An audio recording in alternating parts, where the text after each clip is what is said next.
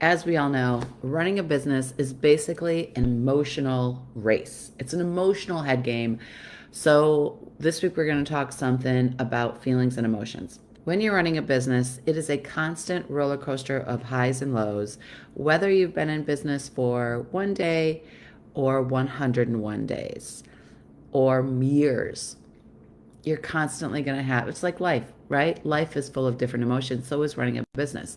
These two emotions, self or confidence and insecurity, can totally kill a business if you're not dealing with it correctly. So in this week's Tuesday Talks, we're going to talk about these two emotions that can make or break your business. And get this, they never go away. Running a business for over many years leads to a constant yo-yo between these two feelings. So today we're going to talk about how to use these feelings to your advantage and not your detriment. It's so important to understand how to utilize these moments and not let them really get you down or destroy your business one way or the other. I'm Andreka from Andreka Photography and Coaching, here again to find you on this Tuesday and talk about all the real things about running a successful photography business. I've been a professional photographer now for over 18 years. I quit my full-time job at year 3, which means I've been supporting myself solely with my photography for over 15 years. And my secret to success is never underestimating the power of business. Year 10, I was about to quit. And then I discovered how important business is, and also how important emotional reality and health is when it comes to your business. You're going to go ups and downs. So, in this week, we're going to talk about the two big feelings we all go through, no matter how long you've been in business. One minute you're flying high with the confidence, the next minute you are as insecure as ever and doubting it all. And it happens to the best of us, again, no matter how long you've been in business and no matter what industry you're actually in. If you have anything about working in the business world or running a business, you kind of understand these. And if you haven't, you probably will. So, how do we use these moments to our advantage? How do we dissect what they really mean? And how do we not fall prey and have them take us down, but instead totally lift us up? So, in this week's Tuesday Talk, I'm super duper to cover all of these feelings and pros and cons. So, we're going to talk about the pros and cons of both insecurity and confidence, and then how you can look at them both and decide, where am I at? How do I utilize these? What moment do I have to lean into?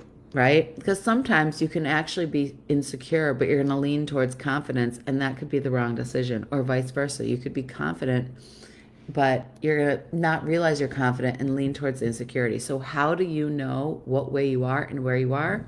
We're going to end this talk with some actual actionable questions and items you can talk about to kind of figure it out and see where your feeling and emotional health is around these two huge things. So, like I said, I've been doing this forever. 5 months, 5 years, 15 years in business. These feelings are going to creep up. I once was told when I really started my business that I was waking up every night having panic attacks and I wasn't able to sleep. I asked a friend of mine who had been in business for 5 years. I'd only been in business for one.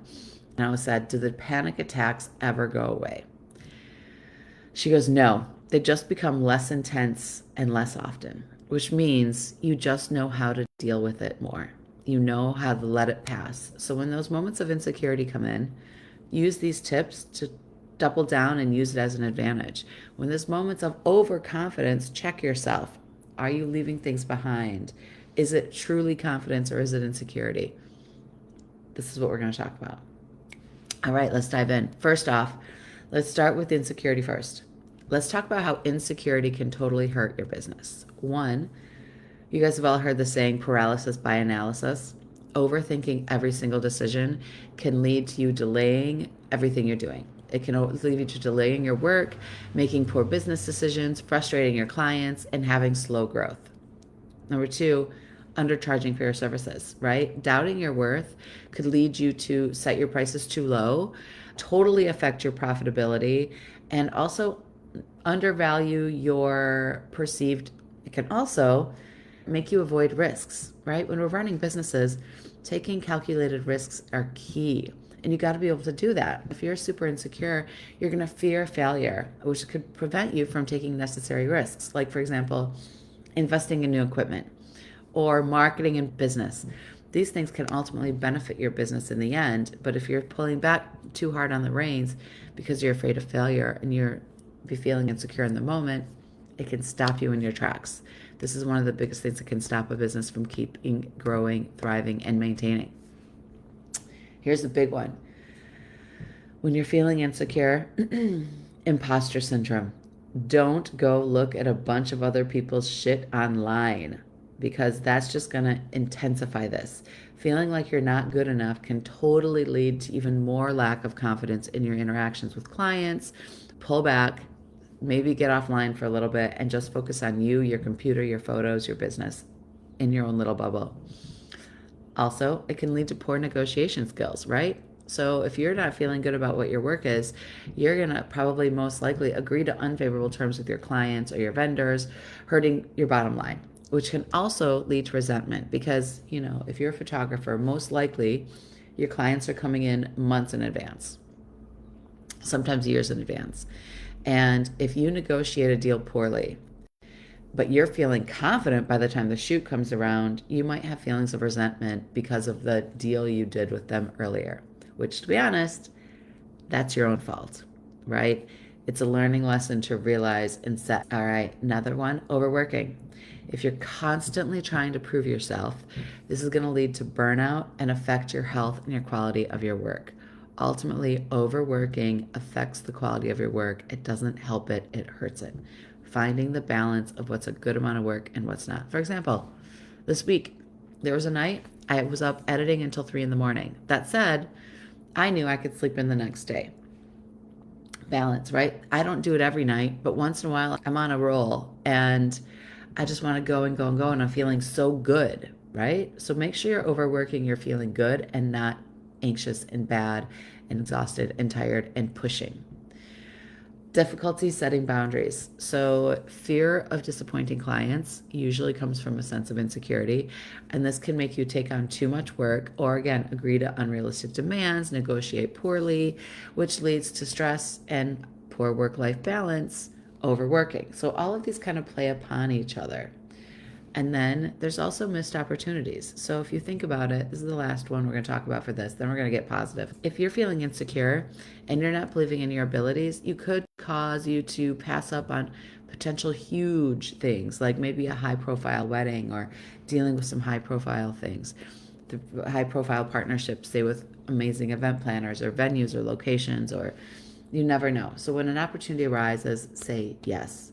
Don't overestimate your abilities, which we'll talk about later, but don't underestimate, which again, finding that balance, using the tools we're going to talk about in the end will help you figure out which of these you're leaning into and which you should.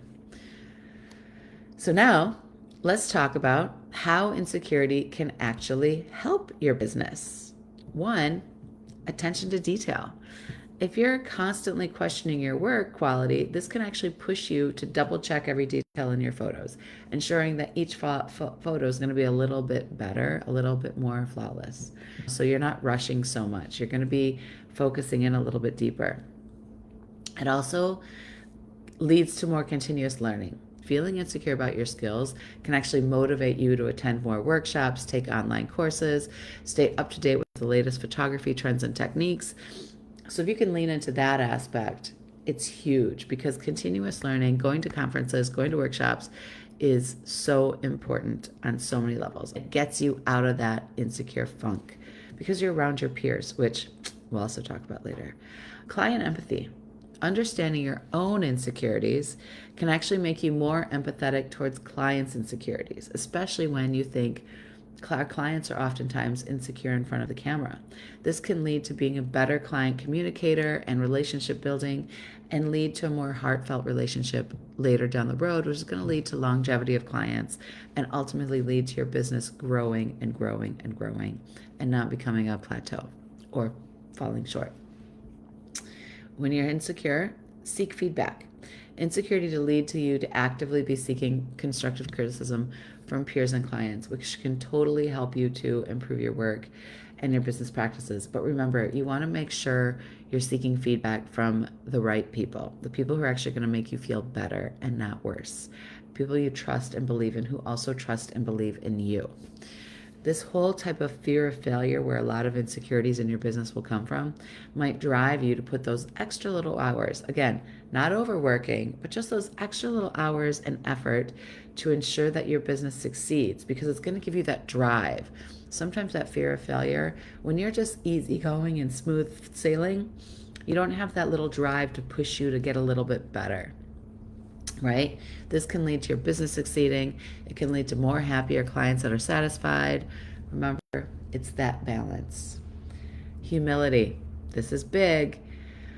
Insecurity can lead to you just staying humble, making you approachable and easier to work with, and clients often appreciate a little bit of humility. Not a lot, not insecure. That balance, again, between overconfidence and just understanding that you're human, right? I don't know if humility and the word human go together, but they should. It also can help you to learn and build a stronger team around you. Recognizing your own weaknesses can lead you to hire and collaborate with people who complement your skill set. Thereby, it can actually strengthen your business. So if you're feeling insecure, you're most likely not feeling insecure in everything in your business. There's going to be those strong points that are going to be part of your core, right? So then it kind of can lead you to look at where you're actually insecure and bring people onto your team to fulfill that spot. And that, again, is going to help you build out and get out of this funk. And it's going to help you focus on client needs.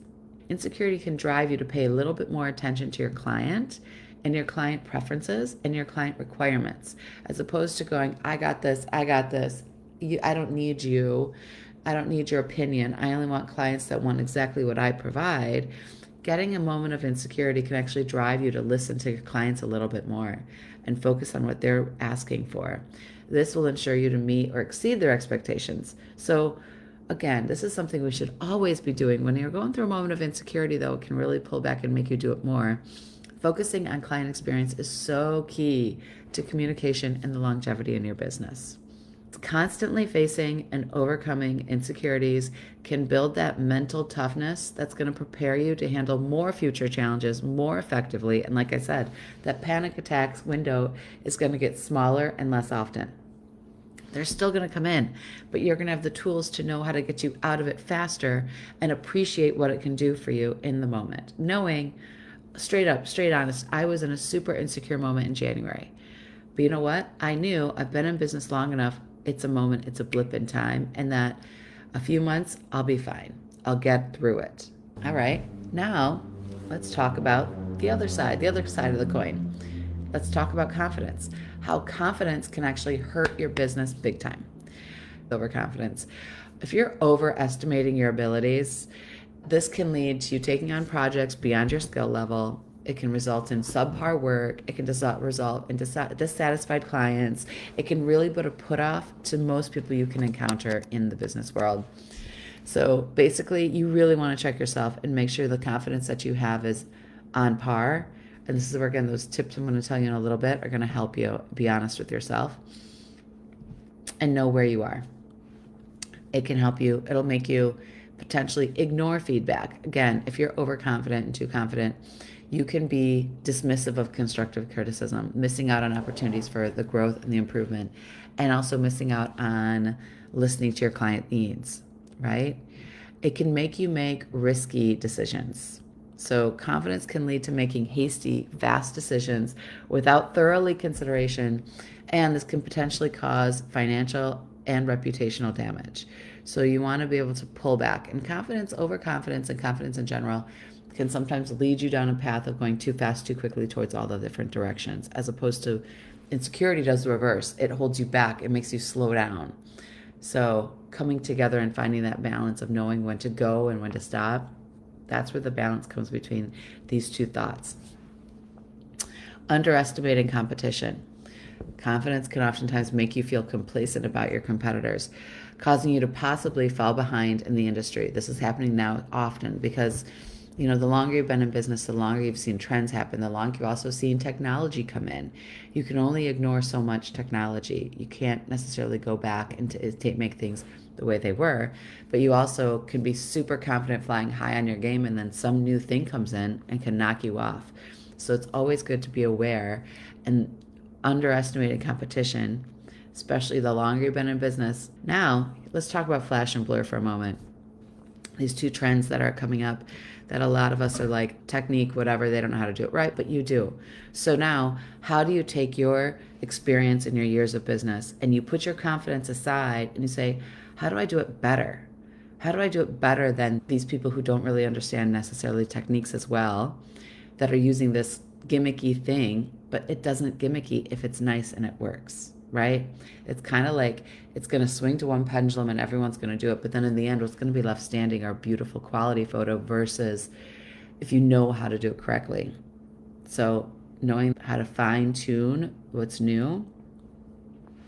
And then you also start to feel more comfortable the longer you've been in business to approach and address the new ideas and the new competition.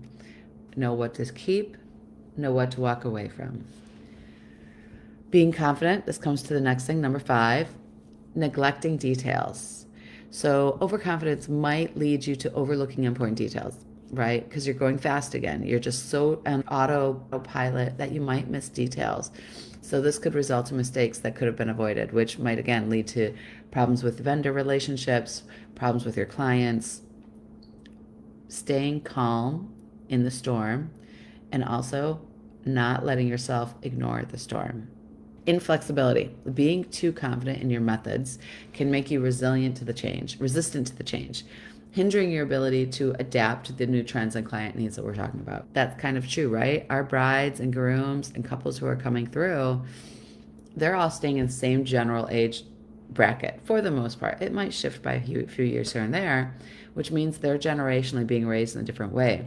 So you really need to be able to be flexible no matter how confident you are in your business. This also, confidence can lead to poor financial management. Confidence in your business's success might lead you to overspending on unnecessary luxuries, whether it's new equipment, whether it's things you don't need, whether it's outsourcing too much. I'm a fan of outsourcing, but knowing when and where and how. And it can lead you to just making, again, risky decisions, but financially as well, because you're thinking, I'm good. I've had 5 great years in a row. You never know when that one year, it's going to happen. So you want to be safe and secure with that. And then this comes back to clients. You might be misjudging clients' needs. If you're confident, you might start assuming you know what clients want without asking. You might assume what clients want without having a discussion about it, and you might dismiss their comments. This can lead to dissatisfaction, really poor expectations that are being delivered, and also poor reviews, which is going to hurt you more than anything else. You want that word of mouth. You want that positive client relationship.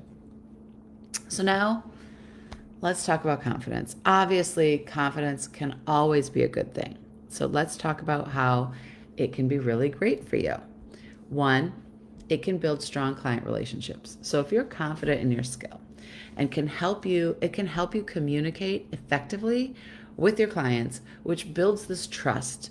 Clients want to feel comfortable, safe, secure. They want to know that you are the right kind of confidence, can deal with their issues and their stresses and problems, and make their life a more enjoyable environment and relieve the stress when it comes to photography. Because again, our clients oftentimes in the world are stressed about photos. It's a big investment. It's a very personal thing, and they're letting you into this world. So if you know how to be that certain balanced, confident human, you'll be able to build stronger client relationships, and they're going to trust you year after year. Effective marketing. Believing in your brand and your work allows you to market yourself so much more assertively and clearly and concisely than if you weren't confident. This can also then attract more of your ideal perfect client. We talked about negotiations. This can help you for better negotiations. Confidence helps you negotiate better deals and prices, ensuring that you are fairly compensated for your work, that you feel good about it, and it allows you to walk away from your clients that aren't a good fit and may not appreciate you.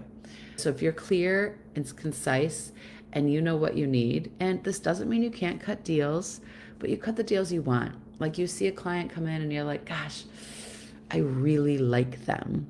I really want to work with them.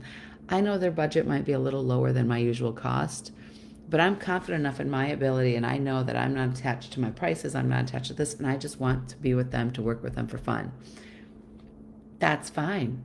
because you already are in a good headspace to be negotiating that deal. It helps you take calculated risks. Confidence will enable you to take these calculated risks, such as investing in new technology or expanding your services, which can ultimately lead to that business growth, right? So you're not sprinting out the door and you're not holding back in a corner. You're just, briskly walking towards that new adventure, which you can always kind of pull back from because you haven't jumped too far off the edge. Confidence can help you really lead your team more effectively and inspire and motivate them to perform at their best because you are showing them a peak you. This also leads to leadership when it comes to your photo shoots and leading your clients in a confident way. This is a big one too. Clear vision. Being confident allows you to set clear goals and a vision for your business and guiding your decisions and actions towards growth that are, again, you're not sprinting out the door and jumping off a cliff without thinking, and you're also not hovering in a corner frozen from insecurity and fear. Number 7, networking. Confidence makes it so much easier to network and network from an authentic place. If you're overconfident, your networking isn't going to be so authentic. But if you're in that confident space of, I know who I am, I know I have things to learn, I also know I have things to offer, this is the beauty of a network. You want to give and take, right? So this is great when it comes to industry connections that can ultimately lead to referrals and collaborations, and also, honestly, just more friends, which will in the end help you.